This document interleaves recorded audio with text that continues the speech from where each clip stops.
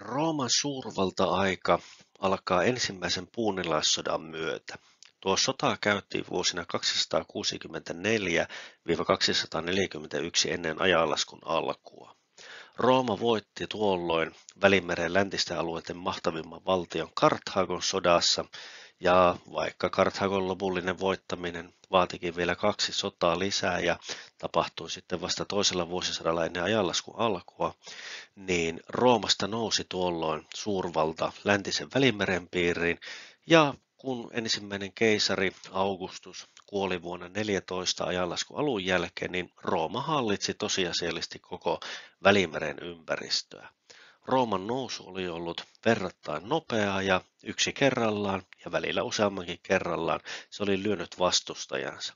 Kuitenkin idässä Rooma ei kyennyt sellaiseen ekspansioon, joka olisi johtanut pysyviin valloituksiin kaukana Välimeren piiristä. Kuinka näin kävi? Kyse ei ainakaan ollut siitä, etteivätkö roomalaiset olisi yrittäneet. Tässä näet 3 mahtavaa roomalaista miestä. Crassus, joka tasavallan loppuaikoina johti armeijan valloittamaan Parthiaa. Hän kuoli sotajoukkonsa mukana, joka oli yksi musertavimmista tappioista, mitä Rooma oli siihen mennessä kohdannut. Myös Crassuksen poika menehtyi. Tasavallan loppusuoralla, kun Octavianus, tuleva keisari Augustus, ja Egyptin viimeisen faaraan Kleopatran kanssa liittoutunut Marcus Antonius olivat jo tosiasiallisesti jakaneet Rooman kahtia, ja lopullinen loppunäytös tässä viimeisessä vaiheessa tasavallan historiassa oli edessä, niin Marcus Antonius lähti sitten itään sotaretkelle Parthiaa vastaan. Hän ei kuollut, mutta hänen armeijansa lyötiin perinpohjaisesti ja parthialaiset selvisivät voittajana. No, seuraava mies tässä sitten on puolestaan jo keisari Trajanus. Hän sitten johti myöskin armeijan itään, ja 117 vuonna sitten roomalaiset hetken aikaa hallitsivat alueita, jotka ulottuivat aina sinne Persialahden rannikolle nykyisen Kuwaitin alueella, mutta tämäkin valloitus jäi lyhytaikaiseksi. Keisari Trajanus kuoli 117 ja pian vasta perustettu Mesopotamian provinssi hylättiin. Miksi Rooma ei kyennyt valloituksiin idässä? Miksi silloinkin, kun Rooma kykeni etenemään syvälle Lähi-idän alueelle, niin nämä valloitukset eivät tosiasiallisesti onnistuneet ja sotilaalliset voitot eivät johtaneet mihinkään pysyviin rajanmuutoksiin? Tällä videolla käyn läpi sellaisia seikkoja, jotka selittävät tätä, miksi Rooman ekspansio idässä pysähtyi, miksi roomalaiset eivät kyenneet seuraamaan Aleksanterin suuren esimerkkiä, vaikka koko joukko tätä yrittikin, ja esimerkiksi Julius Caesar ennen salamurhansa oli valmistautumassa sotaretkeen idässä. Mikä tätä selittää? Nämä asiat, mitä tässä käyn läpi, eivät ole tai missään erityisessä tärkeysjärjestyksessä, eikä lista tietenkään ole kaikilta osin aivan tyhjentävää, vaan keskityn sellaisiin pääseikkoihin. Tässä vielä kartta, joka havainnollistaa tätä kehitystä ja tilannetta. Vasemmanpuoleisella kartalla nähdään Rooman valtakunta keisari Augustuksen kuollessa vuonna 14 ajanlaskun alun jälkeen, ja oikealla sitten nähdään Rooman valtakunta vuonna 395, jolloin se jaetaan kahtia. Näemme sen, että rajanmuutokset ovat verrattain vähäpätöisiä. Merkittävimpänä ehkäpä se, että viimeisetkin Afrikan alueet on tuossa oikeanpuolisessa kartassa liitetty jo pysyvästi Rooman valtakunnan alueeseen, ja toisaalta valloitukset Brittein saarilla. Toisaalta sitten tuossa välissä myöskin Rooma hallitsi tuolla Euroopan suunnalla alueita, jotka eivät vielä Augustuksen aikana siihen kuuluneet ja oli jo menetetty vuonna 395. Näistä tärkeimpänä Dakian alue, kutakuinkin siellä nykyisen Romanian alueella. Mutta näemme sen, että tämä raja tuolla Lähi-idässä on hyvin vakaa ja muutokset ovat aika lailla kosmeettisia.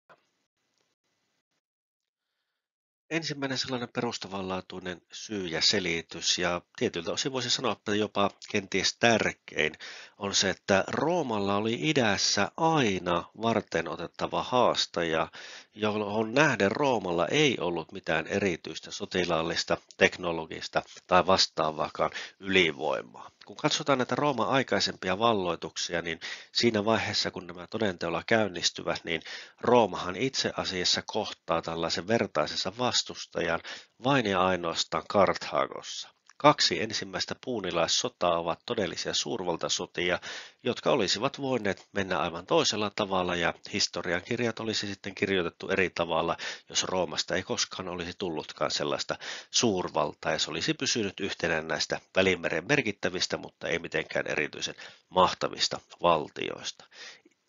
Karthagon jälkeen seuraava kerta, kun Rooma todenteolla kohtaa sitten tällaisen mahtavan vihollisen, joka on monellakin tavalla vertainen, niin kyseessä oli nimenomaan Parthia, Iranin Persian valtakunnan yksi inkarnaatiosta. Ja tämä tilanne pysyy sitten läpi antiikin.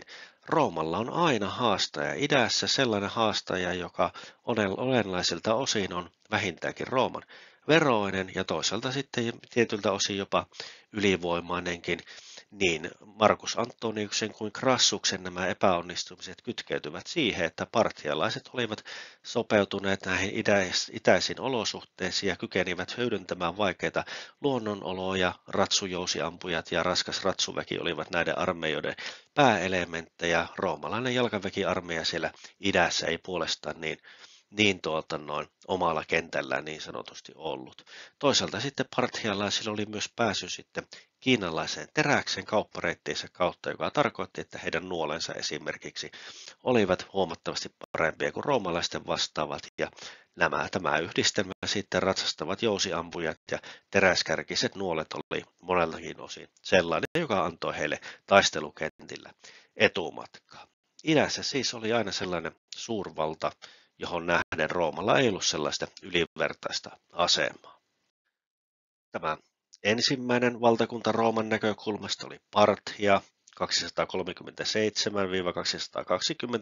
vuosina ollut Iranin inkarnaatio. Parthialaiset olivat itse tällainen paimentolaistaustainen kansa, joka näkyy myöskin näiden sodankäyntitavoissa. Tässä näkyy tilanne kutakuinkin vuotena 60 ennen ajanlaskun alkua, eli näemme, että kyseessä oli todellinen suurvalta, selvästi nykyistä Irania laajempia alueita hallinnut valtio.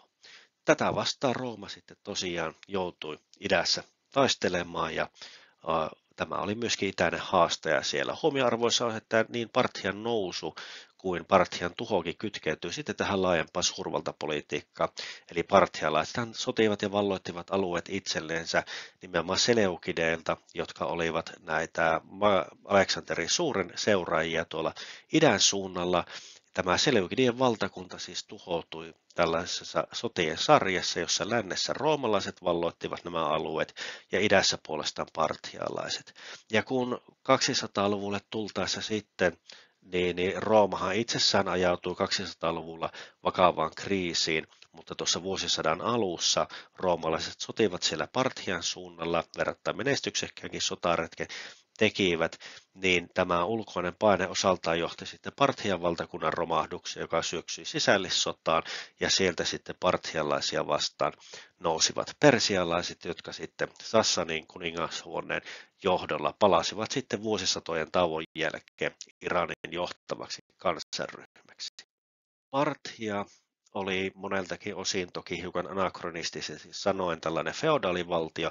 Parthia oli siinä mielessä kuitenkin Roomaa heikompi, että se ei kyennyt ylläpitämään niin suuria ja pitkäaikaisia pysyviä armeijoita, jolloin parthialaiset kyllä pitivät hyvin roomalaisia vastaan puolensa, mutta heidän vastahyökkäyksensä eivät johtaneet sitten pysyviin aluemuutoksiin, koska parthialaisilla oli muun muassa hankaluuksia miehittää niin uusia valloitettuja alueita. Mutta näitä seurannut Sassanin kuningashuone, eli Sassanidien dynastia, eli Sassanidien Persia, siinä oli puolestaan keskitettyyn valtioorganisaation perustunut valtio, joka kykeni ylläpitämään pysyviä suuria sotavoimia ja niin edelleen. Tämä uusi Persia nousee ja vahvistuu 200-luvun aikana, joka muuten Roomalle taas puolesta oli hyvin hankala aikakausi. Kun sitten Roomat palaa niin jaloillensa, niin idässä onkin aivan uudenlainen suurvalta, ja tähän Sassanidien Persian nähden roomalaisilla oli entistä vähemmän ikään kuin yliotetta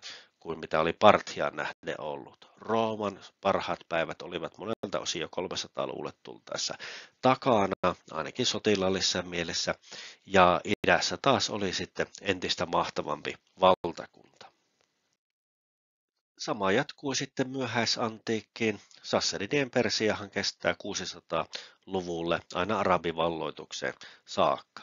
Toisin sanoen, yksi perussyy sille, miksi Rooma ei onnistunut tekemään pysyviä valloituksia idän suunnalla, oli se, että sieltä löytyy aina haastaja, joka oli olennaisilta osin niin kyvykäs ja voimakas, että roomalaisilla ei sitä sellaista samanlaista ylivoimaa näitä vastaan ollut kuin mitä aikaisempiin valloituksiin oli liittynyt. Ja toisaalta sitten kun 200-luvulta alkaen Rooma ajautuu vaikeuksiin ja siitä sitten 300-luvulle tultaessa taas nousee jaloille ja uudelleen todelliseksi suurvallaksi, niin sinä aikana sitten tämä Parthia on korvautunutkin Sassanidien Persialla, joka on huomattavastikin vahvempi ja kyvykkäämpi valtio ainakin sotilaallisessa mielessä. Toinen kokonaisuus liittyy sitten maantieteeseen.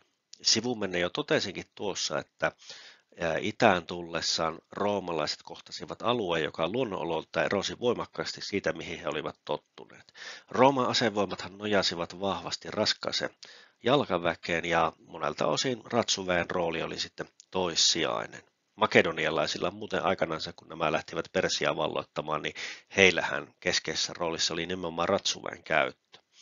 Kreikkalaisten falangien ohella tietystikin. Mutta nämä maantieteelliset olot sitten suosivat tätä ratsuväkiarmeijoiden sotimista ja roomalaisilla kesti sitten oma aikansa, että he tähän sopeutuivat ja muokkautuivat. Roomalaiset oppivat sekä käyttämään jalkaväkeä tehokkaammin niin, että jalkaväki kykeni puolustautumaan ratsuväkeä vastaan, mutta myöskin omaksuivat sitten näitä taistelutapoja näiltä alueilta. Ja Lähi-idän roomalaisissa sotavoimissa sitten vakiintui myöskin nämä ratsujousiampujat osaksi sotajoukkoja, mutta myöskin tällainen katafrakteiksi kutsuttu raskas ratsuväki. Mutta tämä sopeutuminen erilaisiin olosuhteisiin ja vastustajia ei kuitenkaan riittänyt. Nimittäin jos katsotaan sitä Rooman valtakunnan läntisiä alueita, niin huomioarvoissa on se, että roomalaisilla äärimmäisen tärkeää olivat nämä tieverkostot, joita sitten tukivat meriyhteydet. Käytännössä siis koko Rooman valtakuntahan lännessä oli verrattain lähellä Välimerta ja kaikki alueet sitten hyvien tieyhteyksiä yhdistämiä. Idässä puolestaan mitä kauemmaksi mentiin, niin sen kauempana merestä oltiin, mikä tarkoitti sitä, että joukkojen huolto ja tukeminen oli entistä vaikeampaa ja hankalampaa, ei ollut purjehdusreittejä, tieverkostoja kyllä rakennettiin, mutta monet alueet olivat hankalia sitten aavikko-olosuhteiden takia ja tämän idän ja lännen välillä sujuva kulkeminen sitten oli mahdollista vain tiettyjen kapeahkojen alueiden tai rajoitettujen reittien myötä, jolloin sitten vastustajan oli toisaalta helpompi puolustautua. Toisin sanoen Rooman hankaluudet lisääntyivät mitä kauemmaksi mereltä mentiin ja niinpä sitten luonteva olikin sellainen helposti puolustettavan rajan vakiintuminen, eli tämän kaksosvirtailla maan Mesopotamian läntisen joen, eli Eufratin varrellehan se sitten raja syntyy, ja tämä rajahan syntyi jo sitten jo Rooman ensimmäisen keisarin Augustuksen aikana, kun Parthian kanssa tehdään sitten rauhaa. Rooman oli siis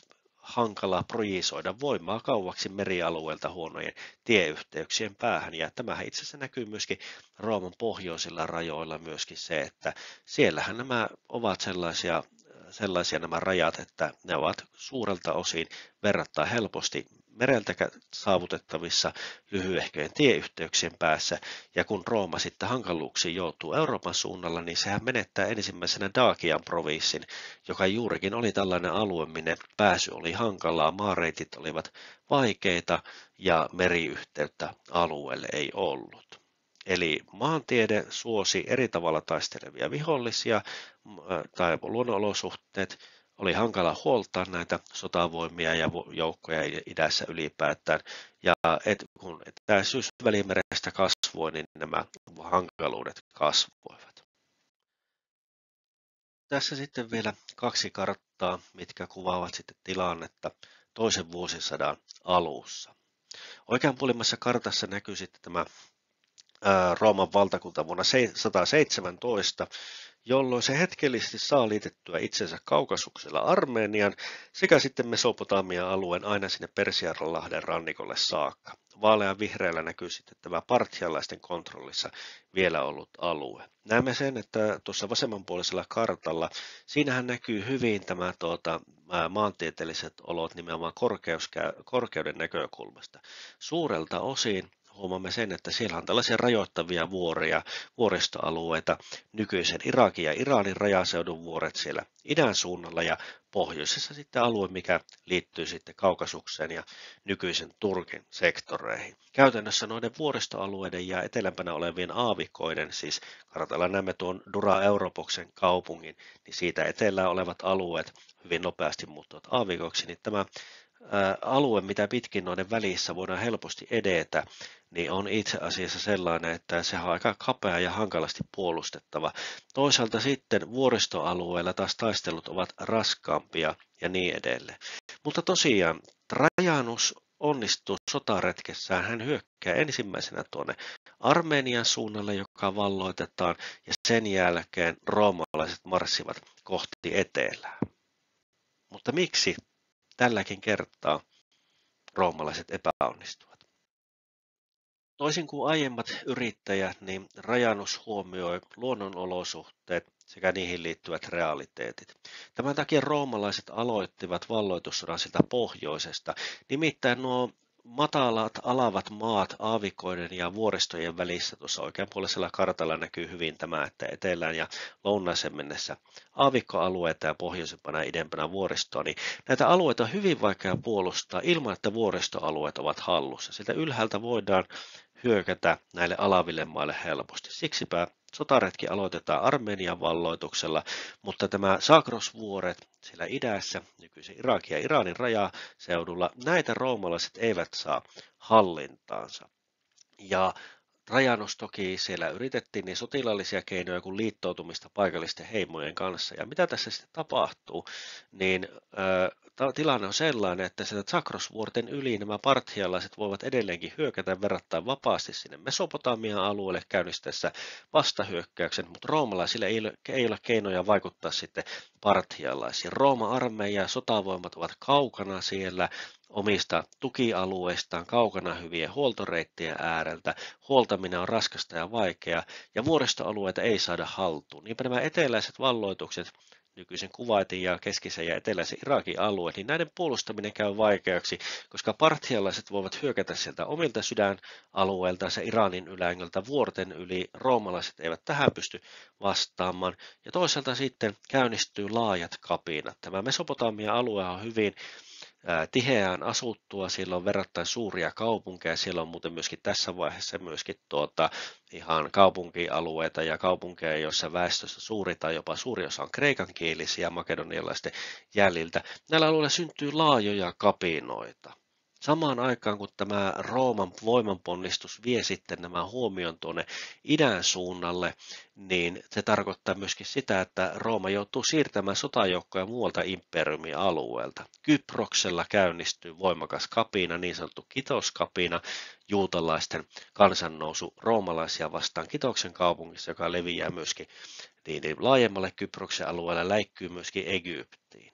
Samalla Mesopotamiassa alkaa voimakas vastarinta roomalaisia vastaan. Roomalaiset siis löytävät itsensä tilanteesta, että heillä on valloituksia alueella, joiden huoltaminen on hyvin vaikeaa. Nämä alueet sijaitsevat sellaisilla suunnilla, että heidän on mahdoton puolustautua kunnolla, koska parthialaiset liittolaisina voivat sieltä Zagrosvuorten yli hyökätä ja roomalaiset eivät tälle mahda mitään. Tulee laaja kansannousu ja imperiumissa kuohuu sitten muuallakin. Rooma hylkääkin hyvin nopeasti nämä kaikkein eteläisimmät Mesopotamian valloitukset ja vetäytyy sinne, missä myös vuoristoalueet ja sitä kautta selusta on heidän hallussaan. Ja käytännössä sitten tämä eteläinen valloitusretki jää hyvin lyhytaikaiseksi. Kapinoista on muuten viitteitä jopa ihan Brittein saariakin myöten siellä nykyisen Skotlannin alueelta löytyy jälkiä, jotka viittaavat, että on mahdollista, että sielläkin on kapinoitu sitten roomalaisia vastaan ja hyökätty Roomaa vastaan tilaisuuden tulle. Tähän sitten tämä yhdistyy se, että keisari Trajanus kuolee vuonna 117 ja hänen seuraansa joutuu sitten miettimään, että ovatko nämä voimanponnistukset idässä näiden valloitusten pitämiseksi sitten todenteolla sen arvoisia. Ja niinhän siinä käy, että Rooma vetäytyykin sitten näiltä valloituksilta ja pian sitten Mesopotamian keskiset ja eteläiset osat ovat jälleen palautuneet parthialaisten haltuun. Rooman valtakunta laajenee tosiaan idän suurvallan porteille myöhäisen tasavallan aikana ja tällainen tilanne sitten jatkuu aina sinne myöhäisantiikkiin saakka, että roomalaiset ja sitten Parthia ja sitten Persia ovat sitten naapureina. Huomioarvoisa on se, että vaikka siellä siis näitä sotia käydäänkin kaiken kaikkiansa, niin parthialaisia vastaan tai parthialaisten ja roomalaisten välillä käydään lähemmäs 10 merkittävää sotaa, niin suurelta osin mitään sotaa ei ole. Siinä parthialaisaikakaudella Rooma on tyypillisesti se sotien aloittaja, ja kun taas sitten tämmöisiin vallotuksiin kykenevä ja halukas Sassanien dynastia nousee idässä valtaan, niin persialaiset ovat useammin sitten 200-luvulta alkaen näitä sotia ja konfliktia aloittajia, mutta tosiasia on, että tämä tällainen vallitseva tilanne, status quo, on suurelta osin molemmille osapuolille verrattain edullinen. Eufrat-joki on monella tavalla hyvin tällainen luonteva raja, ja vaikka Armeniasta sitten käydäänkin taistelua ja siitä, että kenen vaikutuspiiriin Armenia kuuluu, niin se, että kauppaa käydään ja tilanne on rauhallinen, on sekä idälle että lännelle tyypillisesti edullinen. Oli se sitten idässä Parthia tai Persia tai lännessä Rooma tai Bysantti, niin tämä verrattain rauhallinen yhteiselo sitten on molemmille edullinen. Nämä sodat myöskin osoittavat itse kullekin sen, että kumpikaan ei kykene sellaisen tyrmäysvoittoon toista vastaan, mutta molemmilla on sitten todellisia ongelmia muualla. Kun nämä niin sanotut kansainvaellukset käynnistyvät sitten, niin nämähän tuntuvat paineena niin Persian valtakunnan rajoilla kuin Rooman valtakunnan rajoilla, ja itse asiassa myöhemmässä vaiheessa sitten Bysantti ja persialaiset tekevät ihan yhteistyötäkin tällaisessa. Siis on tällaisia oikeita ongelmia, oikeita hankaluuksia ja niitä vaarallisia rajoja. Molemmille valtioille, näiden eri inkarnaatioille, huomioarvoista on se, että tämä rajahan on sellainen, mistä voidaan sopimuksen sopia ja voidaan toimia yhteistyössä. Vihollinen on tunnettu tai haastaja on tunnettu ja sitä kautta ei monellakin tavalla ei niinkään ongelmallinen, kun sitten ongelmat muilla rajoilla ovat sitten usein jopa tällaisia eksistentiaalisia, kun Rooman valtakunnan alueelle tehdään syvälle ulottuvia ryöstöretkiä ja rajat kuohuvat ja kuplivat, niin nämä ovat hyvin suuri ongelma valtakunnalle. Idän kanssa taas pystytään toimimaan ennen kaikkea diplomatian keinoin näitä suhteellisen satunnaisia sotia vaille. Ja kun tämä sitten tilanne sitten todenteella järkkyy, niin 500-luvullahan Bysantti ja Persia käyvät sitten sarjan raakoja ja tuhoisia sotia, joiden seurauksena toisaalta sitten molemmat valtakunnat heikkenevät voimakkaasti ja toisaalta sitten, kun sota saa myöskin tämmöisen uskonnollisen pohjavireen osaltansa, niin tämä vieraannuttaa sitten välialueiden väestöjä keskusvallasta, niin tämähän luo osaltaan sitten sellaisen tilanteen ja mahdollisuuden, joka muslimiarabeille syntyy, ja nämä pystyvätkin sitten valloittamaan todella laajoja alueita, kun väestö ei enää koe sillä tavalla, ei Persiaa eikä Bysanttia omaksensa, ja sodat ovat väsyttäneet nämä suurvallat. Kiitoksia. Mielenkiinnosta tässä lopussa on sitten joukko videoita, jotka liittyvät sitten hiukan eri näkökulmista antiikin historiaan. Laittakaa kanavaseurantaa.